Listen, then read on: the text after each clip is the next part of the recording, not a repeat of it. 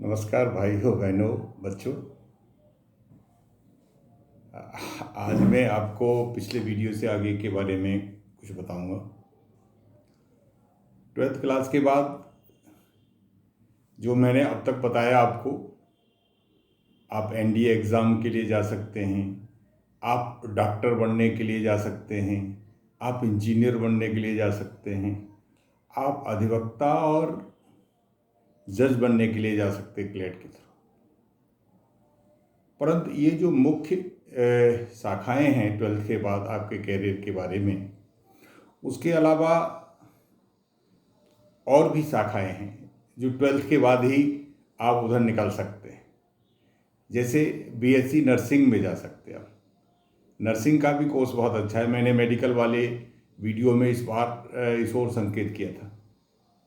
Nursing का भी 4 साल का डिग्री कोर्स है और उनको भी डॉक्टरों के हिसाब से ही सैलरीज वगैरह मिलती हैं।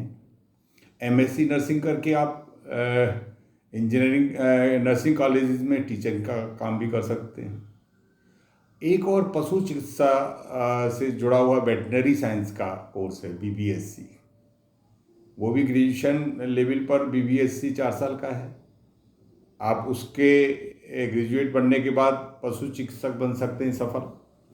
और आजकल तो शहरों में भी जो कुत्ता बिल्ली छोटे जानवर खरगोश वगैरह पालते हैं, उनके लिए चिकित्सा की बड़ी ज़रूरत पड़ती है। तो शहरों में भी पशु चिकित्सकों का बड़ा स्कोप है, वहाँ जा सकते हैं। सरकारी नौकरियों में, क्योंकि हमारा देश कृषि प्रधान देश है और खेतीबाड़ी में पशुओं की भी ज़रूरत होती है। गाय भैंस बैल और बकरियां भेड़, बहुत सारे पशु हैं।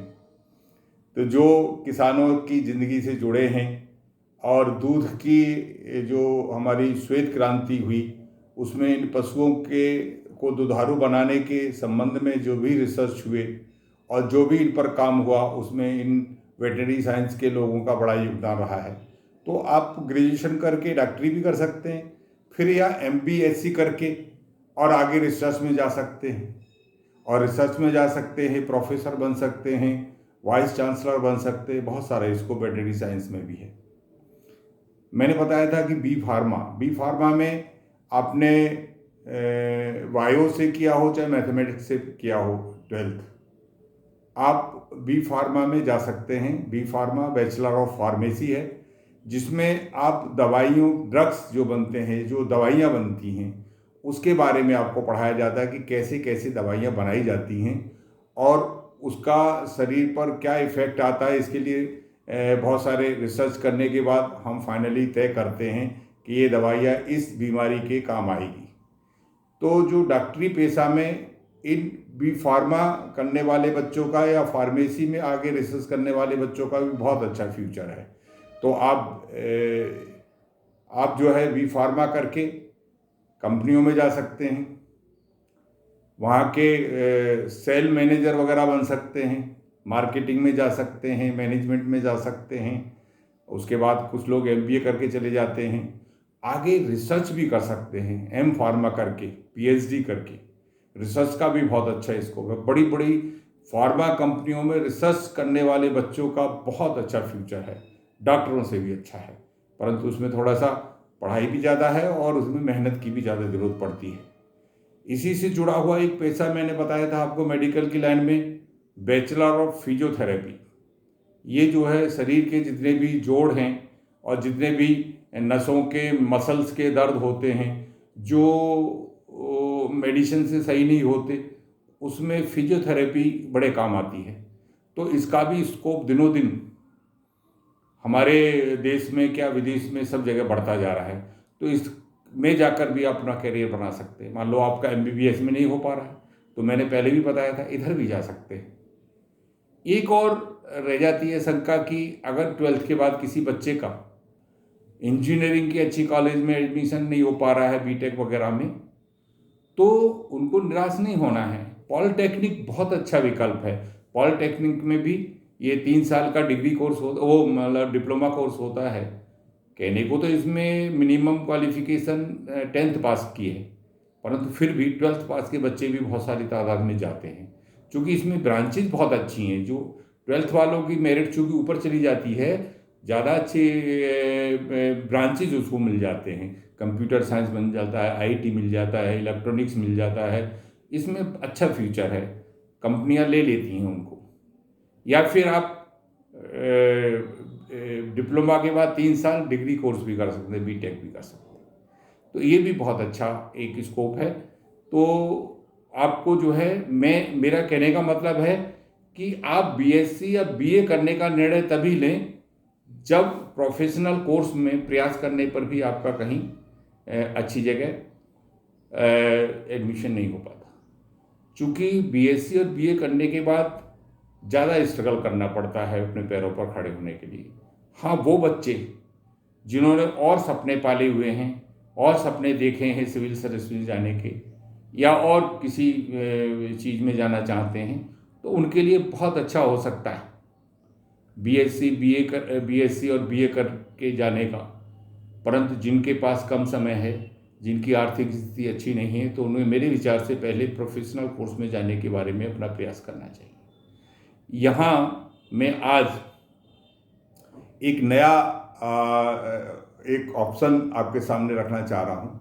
एक मैनेजमेंट प्रबंधन का जो कोर्सेज होते हैं, ये भी बड़े अच्छे कोर्सेज हैं, जिसको एमबीए कहते हैं। कहने को तो एमबीए की डिग्री ग्रेजुएशन करने के बाद, किसी भी स्ट्रीम में ग्रेजुएशन करने के बाद भी कर सकते हैं, पर 12th के बाद भी आप ग्रेजुएशन मतलब एमबीए कर सकते हैं 5 साल का।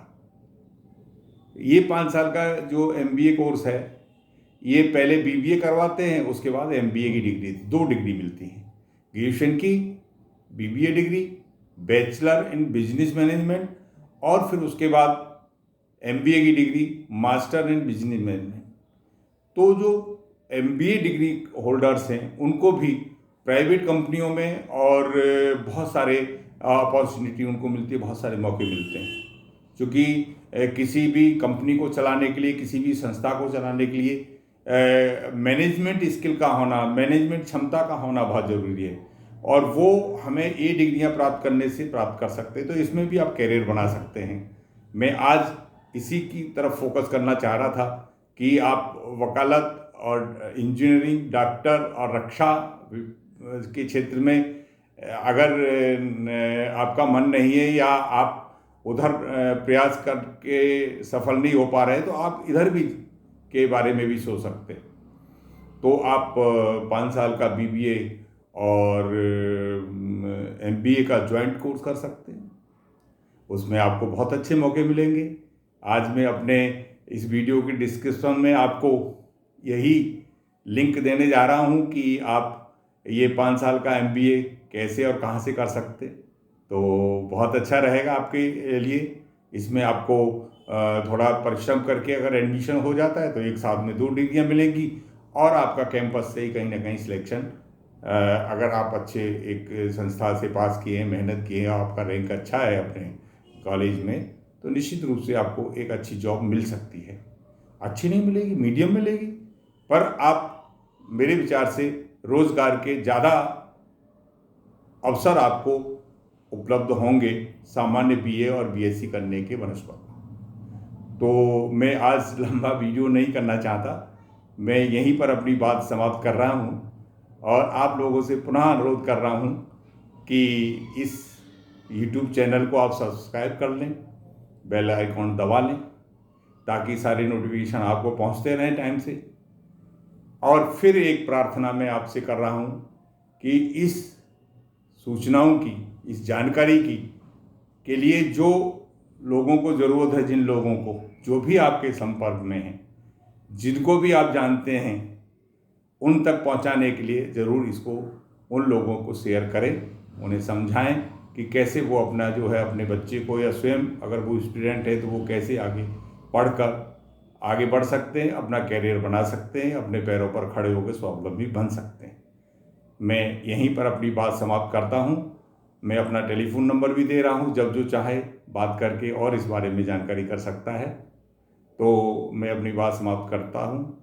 आप सभी को यथायोग्य प्रणाम, अभिवादन। जय हिंद, जय भारत।